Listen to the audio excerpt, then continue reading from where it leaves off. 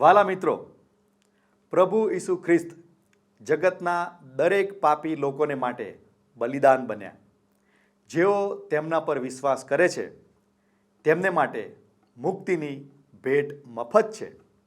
શું તમે તમારા પાપમાંથી મુક્તિ અથવા ઉદ્ધાર પ્રાપ્ત કરવા માંગો છો?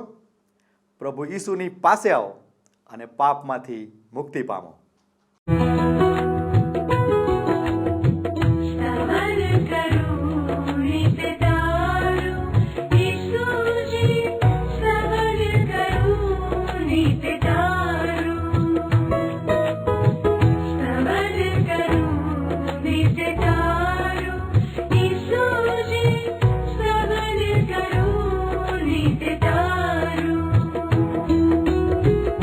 आज सवारे साध सुनी तम महिमा करूं प्रभु तारो,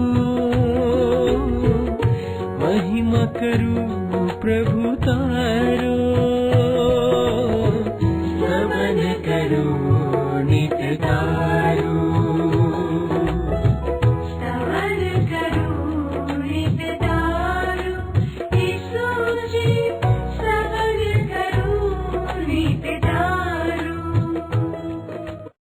વહાલા દર્શક મિત્રો, સ્તવન કાર્યક્રમમાં આપ સૌનું હાર્દિક સ્વાગત છે.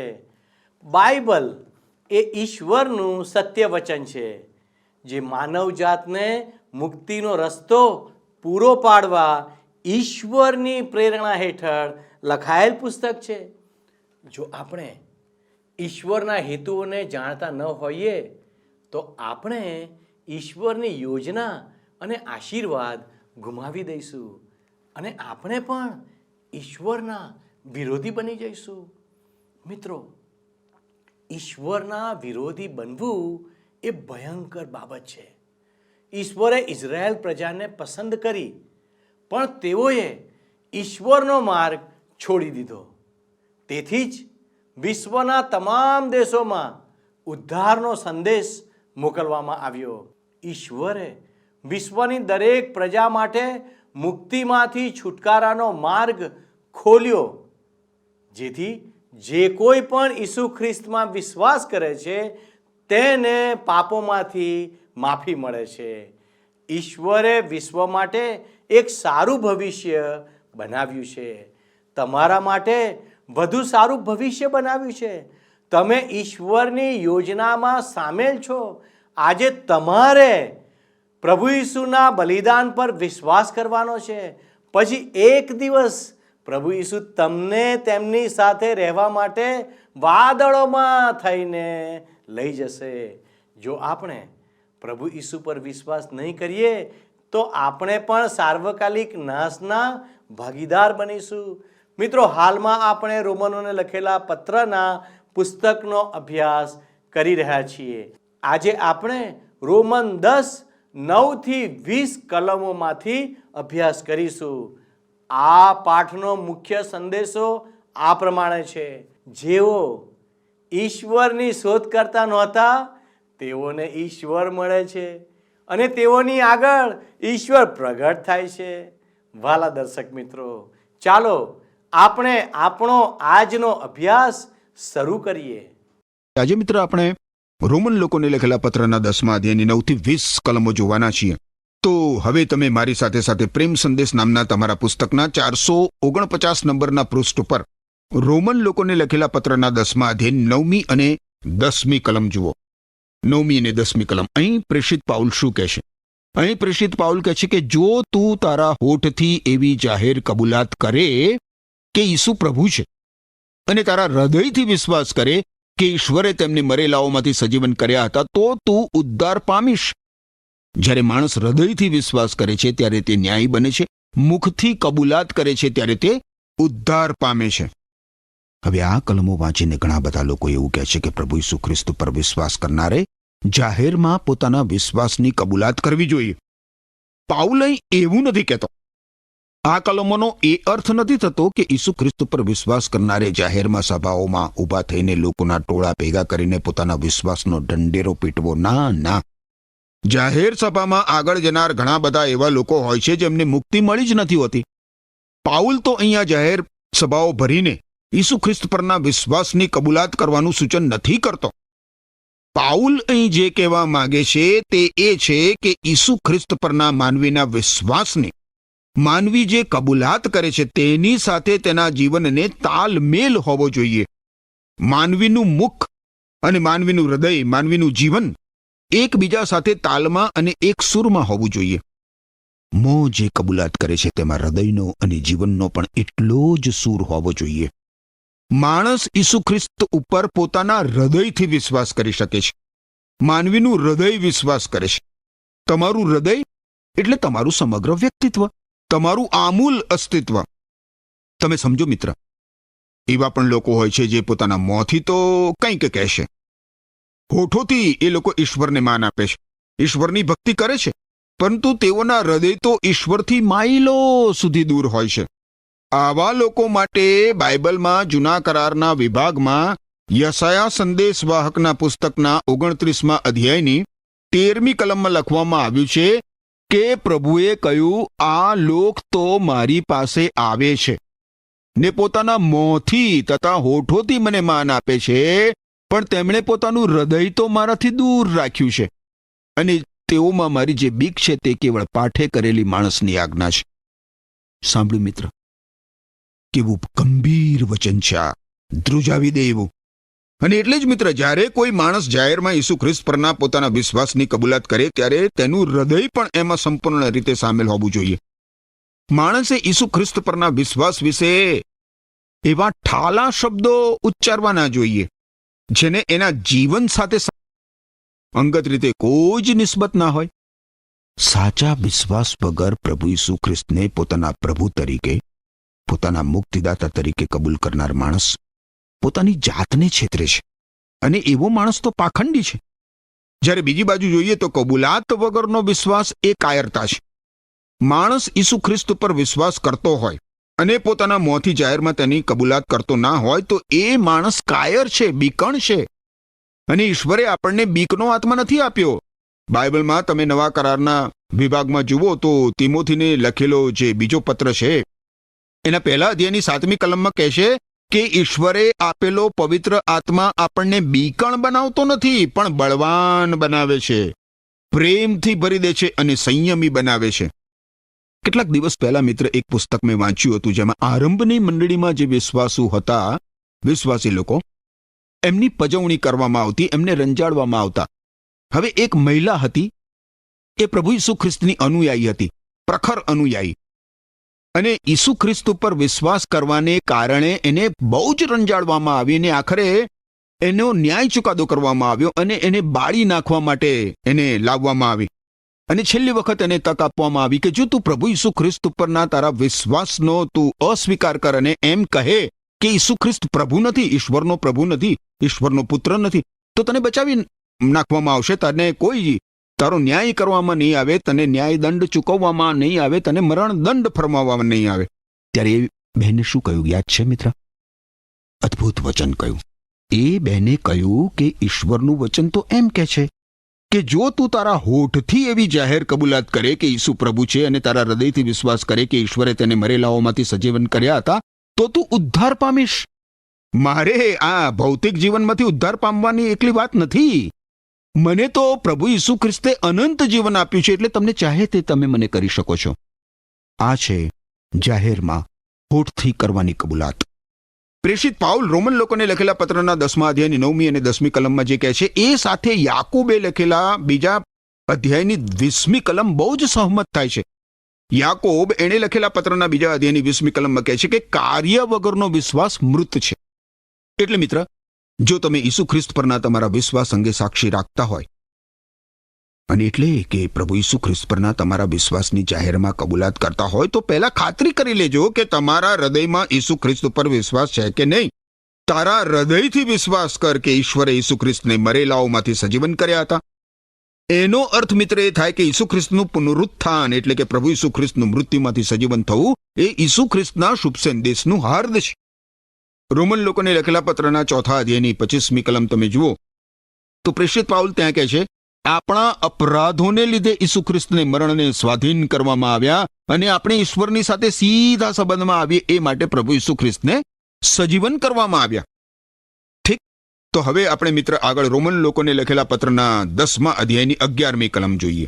11મી કલમમાં પ્રેષિત પાઉલ કહે છે કે શાસ્ત્રમાં લખેલું છે, જે કોઈ તેના પર વિશ્વાસ કરે છે તે નિરાશ થશે નહીં. જે કોઈ પ્રભુ ઈસુ ખ્રિસ્ત પર વિશ્વાસ કરે છે તે નિરાશ થશે નહીં. હવે આ કલમમાં પ્રેષિત પાઉલ યશાયા સંદેશવાહકના જે પુસ્તક છે એના 28મા અધ્યાયની 16મી કલમ ટાંકે છે. તમે જોશો તો 28મા અધ્યાયની જે 16મી કલમ છે બાઇબલમાં જૂના કરારના વિભાગમાં યશાયા સંદેશવાહકનું પુસ્તક, ત્યાં લખવામાં આવ્યું છે, તે માટે પ્રભુ યહોવા કહે છે કે જુઓ, સિયોનમાં હું પાયાનો પથ્થર મૂકું છું. તે કહે છે કે કસી જોયેલો પથ્થર, દ્રઢ પાયાનો ખૂણાનો મૂલ્યવાન પથ્થર છે. જે વિશ્વાસ રાખે છે તે ઉતાવળો થશે નહીં. આ કલમ તમે જરા વિચાર કરો, કેવું અદ્ભુત વચન ઈશ્વરે અહીંયા આપ્યું છે.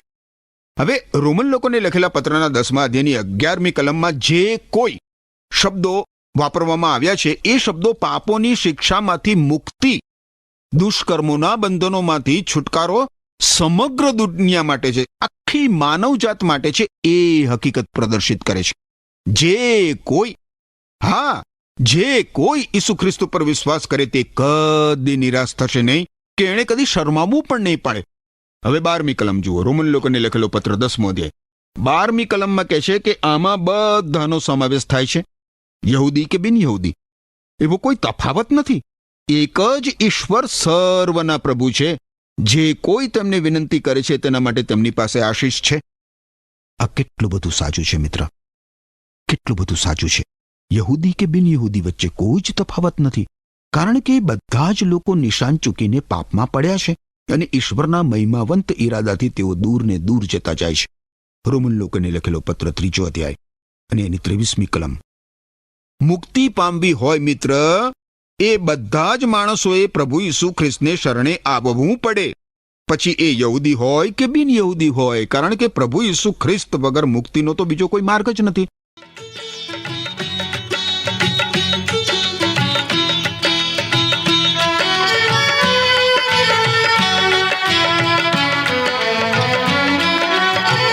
देव यहोवा मुझ आधा, देव यहोवा मुझ आधा, तुझ विण जगમાં હું લાચાર, મુझ પર તારી પ્રીતિ વધાર, પ્રીતિ વધાર.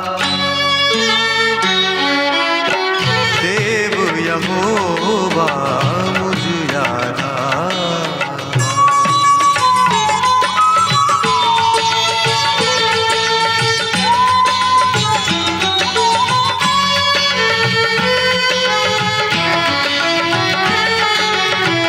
गढ़ मजबूत ने किल्लो मारो, हे प्रभु तू छे तारणहारो.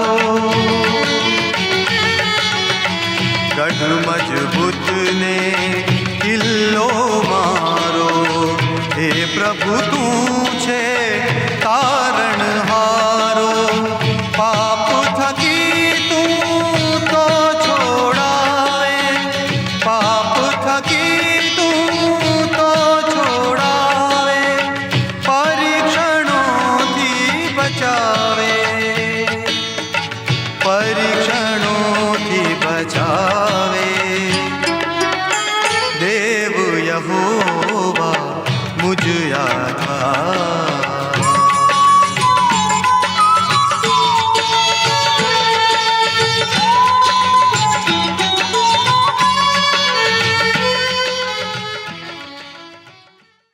પ્રભુ ઈસુ ખ્રિસ્તે યોહાન અનુસાર શુભ સંદેશના 14મા અધ્યાયની 6ઠી કલમમાં કહ્યું છે કે માર્ગ, સત્ય અને જીવન હું છું.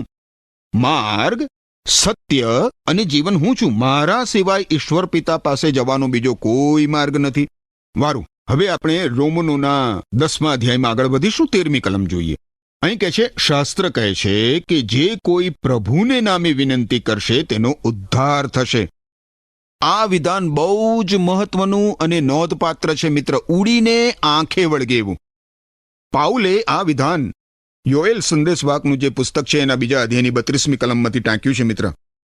પાપોની શિક્ષામાંથી, દુષ્કર્મોના બંધનમાંથી મુક્તિ પ્રભુ ઈસુ ખ્રિસ્ત ઉપર વિશ્વાસ કરવાથી મળે છે. એવા પાઉલના શિક્ષણને આ યથાર્થ અને આધારભૂત ઠરાવે છે. આ વિધાન સ્પષ્ટ કરે છે કે યહૂદી તેમજ બિન યહૂદી પૃથ્વી પરના દરેકે દરેક લોકને પ્રભુ ઈસુ ખ્રિસ્ત પોતાની પાસે આવવા આમંત્રણ આપે છે. પ્રભુને નામે વિનંતી કરવી એનો અર્થ થાય પ્રભુ ઈસુ ખ્રિસ્તમાં વિશ્વાસ કરવો. વારું મિત્ર, આપણે હવે આગળ વધીએ.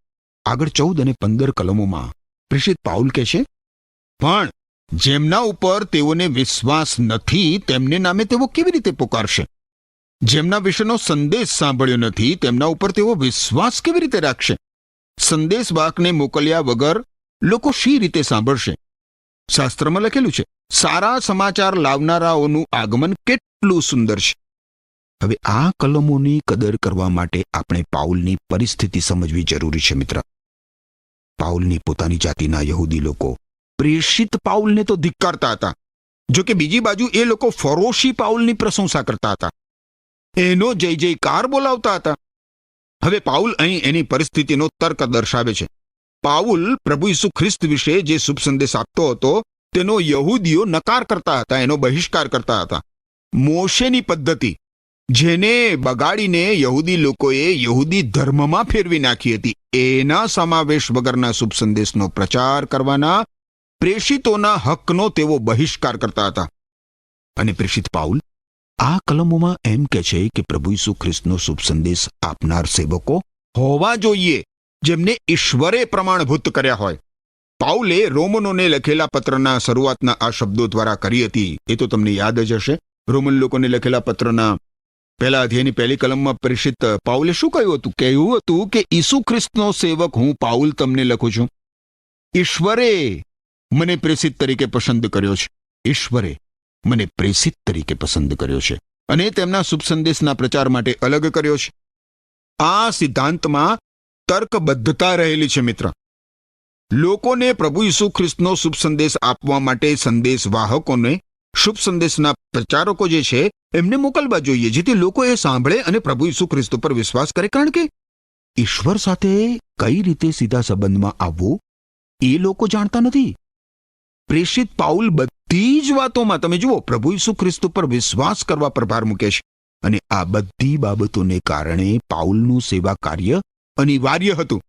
પાઉલ પોતાના તર્ક સાથે યશાયા સંદેશવાહકનું પુસ્તક 52મો અધ્યાય અને એની 7મી કલમનું એ સંયોજન કરે છે. હું તમને વાંચી સંભળાવું બાઇબલમાં.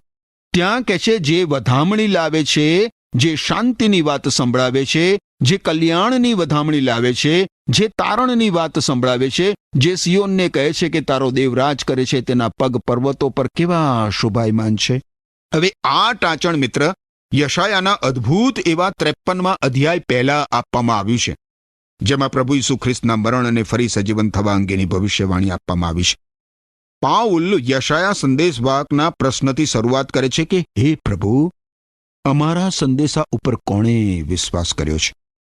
મોશેનું નિયમશાસ્ત્ર કોઈ આનંદજનક શુભ સંદેશ નહોતો મિત્ર, પરંતુ એ તો મૃત્યુનું અમલીકરણ હતું. હવે 15મી કલમના ઉત્તરાર્ધમાં તમે જુઓ, ત્યાં કહેવામાં આવ્યું છે કે સારા સમાચાર, પ્રભુ ઈસુ ખ્રિસ્તનો શુભ સંદેશ લાવનારાઓનું આગમન કેટલું સુંદર છે. એટલે કે એમના પગલા કેટલા સુંદર છે. રોમન લોકોને લખેલો પત્ર 10મો અધ્યાય 16મી કલમમાં પ્રેષિત પાઉલ શું કહે છે?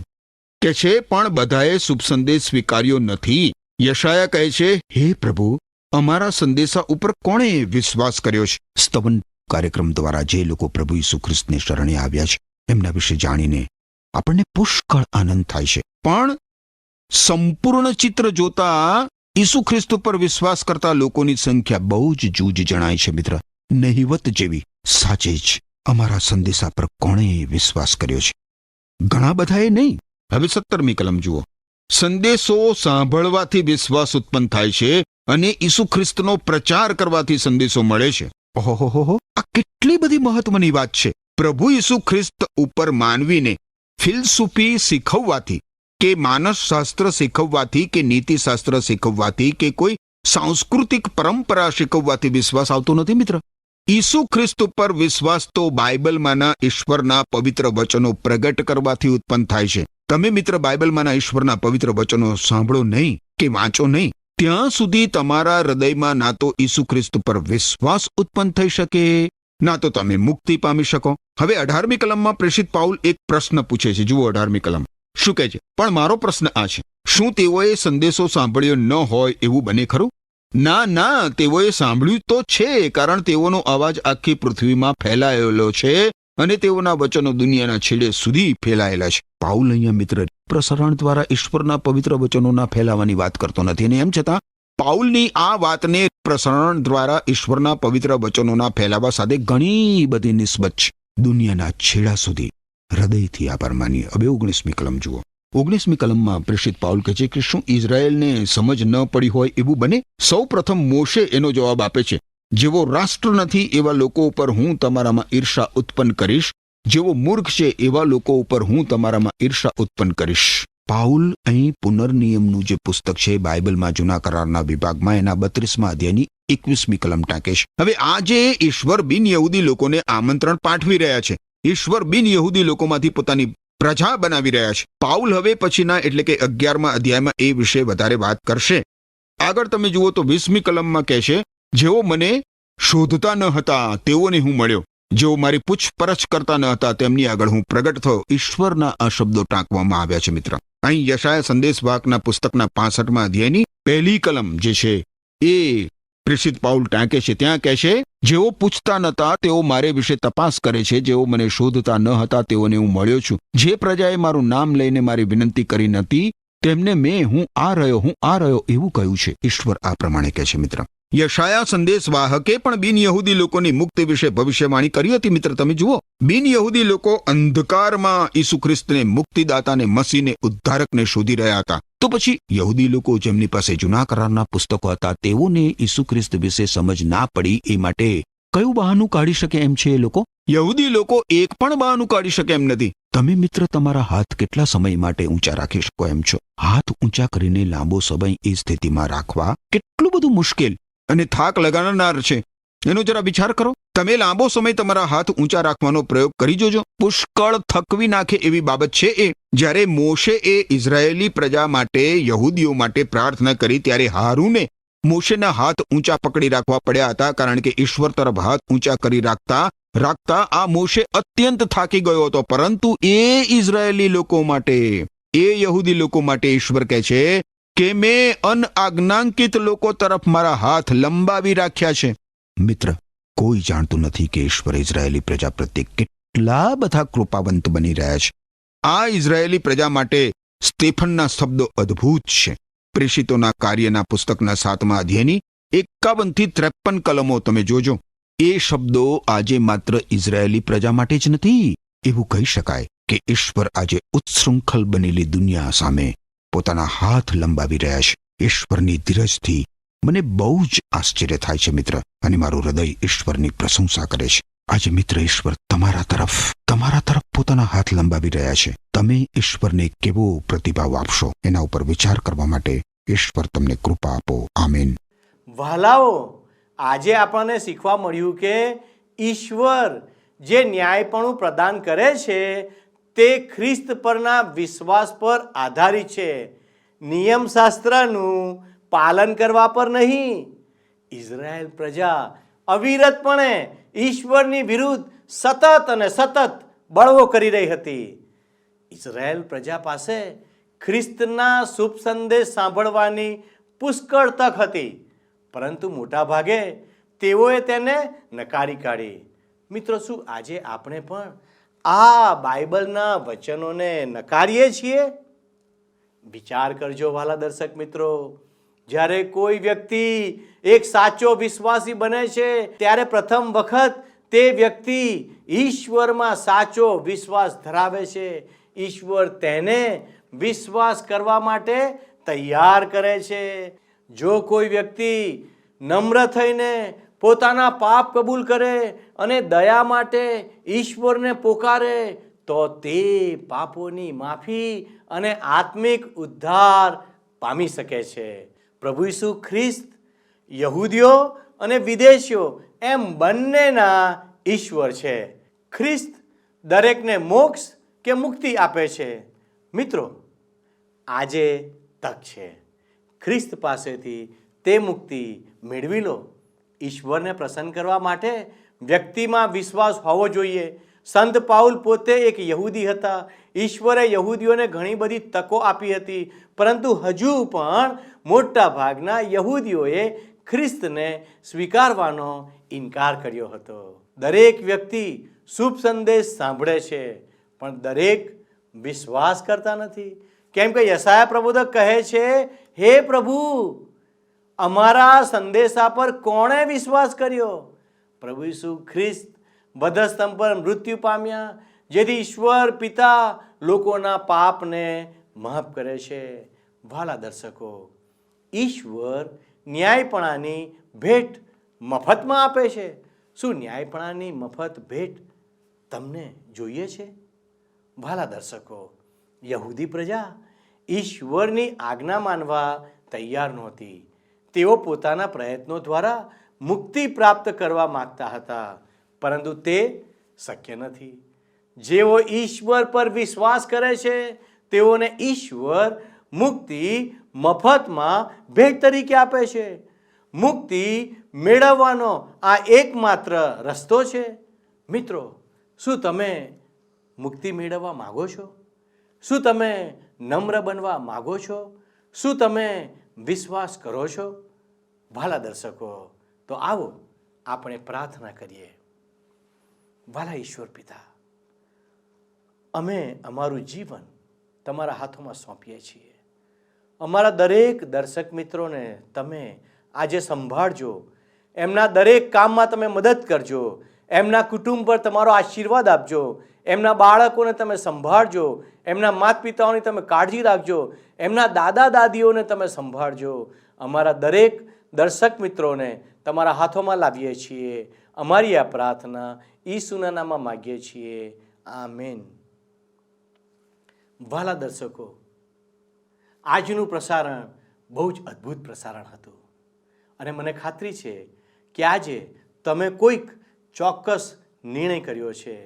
અમારા પ્રતિનિધિ આપની સાથે વાત કરવા માગે છે, માટે આપ અમારા પ્રતિનિધિ સાથે અચૂકથી ફોન પર વાત કરશો, અને સ્ક્રીન પર આપેલ નંબર સાથે તમે ફોન પર વાત કરી શકો છો.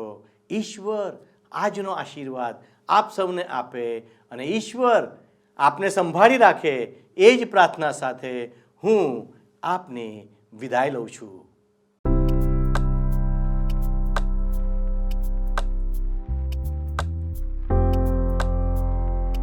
મિત્રો, ગત પ્રશ્નનો જવાબ છે આત્મિક અર્થ.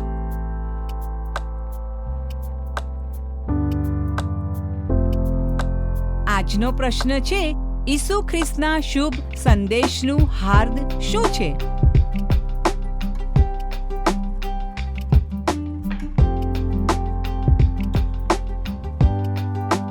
જવાબ આપે સ્ક્રીન પર દર્શાવેલ વોટ્સએપ નંબર પર આપવાનો રહેશે.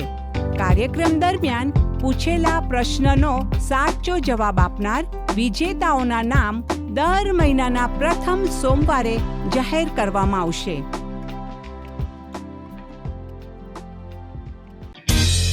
શું તમને આ કાર્યક્રમ ગમ્યો? અત્યારે જ અમને મિસ કોલ કરો.